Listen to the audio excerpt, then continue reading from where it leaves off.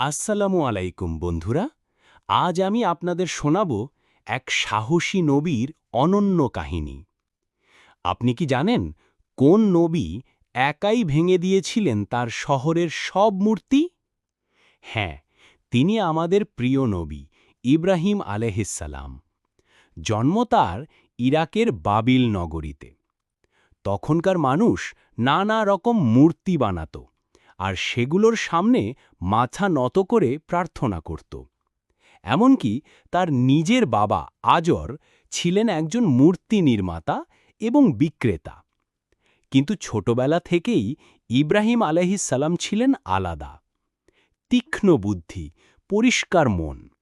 তিনি ভাবতেন, এই পাথরের মূর্তিগুলো তো নিজেরাই কিছু করতে পারে না, তাহলে মানুষ কেন এদের পূজা করে?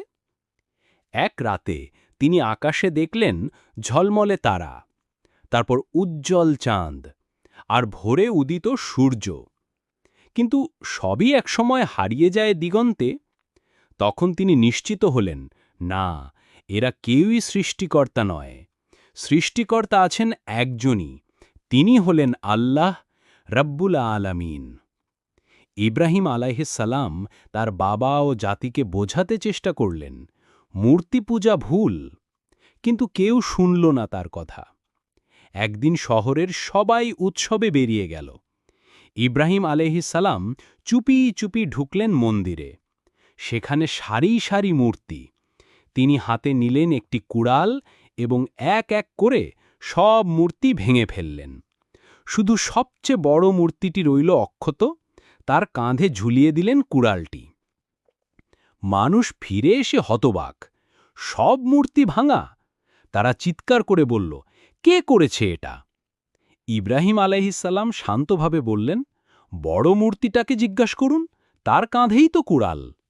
মানুষ হেসে উঠল, আপনি জানেন মূর্তি কথা বলতে পারে না। তখন ইব্রাহিম আলাইহিসসালামের কণ্ঠে বাজল বজ্রের মতো সত্য। তাহলে কেন পূজা করেন এমন কিছুকে যা কথা বলতে পারে না, উপকার বা অপকার কিছুই করতে পারে না? রাজা নমরুদ ও তার লোকেরা ক্ষিপ্ত হয়ে উঠল। তারা জ্বালালো এক বিশাল আগুন এবং ইব্রাহিম আলাইহিসসালামকে তাতে নিক্ষেপ করল।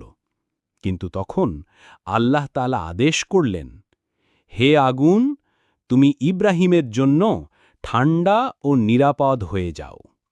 অলৌকিকভাবে আগুন হয়ে গেল শীতল, আর ইব্রাহিম আলাইহিসসালাম বেরিয়ে এলেন সম্পূর্ণ নিরাপদ ও সুস্থ। প্রিয় বাচ্চারা, এই গল্প থেকে আমরা কি শিখলাম? আমরা শিখলাম, শুধু আল্লাহই আমাদের একমাত্র রব। তাকে ছাড়া কারোর ইবাদত করা উচিত নয়, আর সত্য বলার জন্য সাহসী হতে হয়। যখন আমরা সত্যের পথে থাকি, আল্লাহ আমাদের সাহায্য করেন, আমাদের রক্ষা করেন। তাহলে আসুন আজ থেকেই প্রতিজ্ঞা করি, সব সময় সত্য কথা বলবো এবং শুধু আল্লাহর ইবাদত করব। আমাদের চ্যানেলে আরও আছে অনেক সুন্দর ইসলামী গল্প। সাবস্ক্রাইব করুন, লাইক করুন আর কমেন্টে জানান আপনার মতামত। আল্লাহ হাফিজ।